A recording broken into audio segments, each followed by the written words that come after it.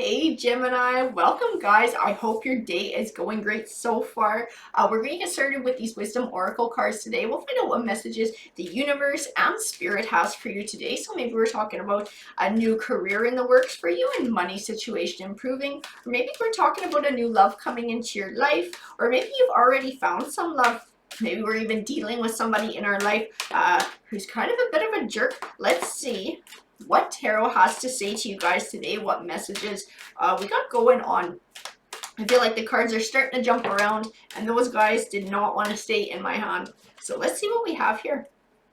So we have deep knowing. This deep knowing card speaks of wisdom and chaos and conflict. So something's going on, guys. We're dealing with some sort of BS in our lives. I wonder what this is all about. We might be seeking some wisdom and how to proceed. I also have the never-ending story. This never-ending story speaks of a need to recognize that our lives are like one big book. So maybe there is an end to a chapter here, and it's very frustrating for someone.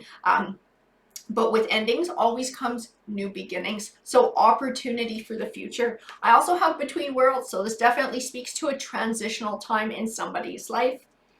And regeneration, which can represent rebirth, sort of like rising from the ashes, like the phoenix, finding a brand new beginning here. And remember, guys, this read might be for you or it might be for someone in your life, but because you're the one watching, you're the one hearing it. So let's see what tarot has. So we have the Five of Cups here. So this Five of Cups is all about dwelling. It's a warning not to get stuck in negative emotions, so much so that you can't see positive opportunities around you. And definitely when you're going through a rough transitional period in your life, this is really hard to do, guys, but I feel like this is definitely tying into what's going on in someone's life here. I have the Seven of Swords, which represents a feeling of unfairness in a situation in which someone might feel like something was taken from them unfairly. So this might be what they're struggling with. They lost something. I also have the Ten of Wands, which represents feeling overwhelmed or overburdened. And I feel like it's definitely tying into the emotional side. It's tying into probably the unknown of this change in this transition too. I have the Nine of Swords, which represents feeling trapped or stuck in negative emotions or thoughts, so much so that you have trouble finding clarity. So it's a lot like the Eight of Swords, but the Nine of Swords is actually the progression. So it can speak of even depression and anxiety forming. This has been going on for quite a while, or it's just that overwhelming. I also have the Four of Cups. This Four of Cups represents a feeling of emotional indifference.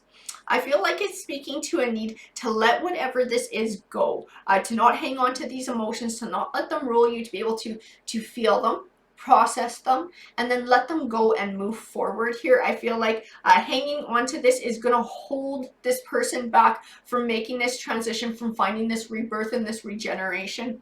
I also have the Six of Pentacles, which can represent abundance. It can represent balance and sometimes even generosity as well. I have the King of Cups here. So Cups is all about emotion. So he is the king of emotion. So he's speaking of, I believe he's speaking of healing. Healing these emotions and being able to get back on top of your emotional self here.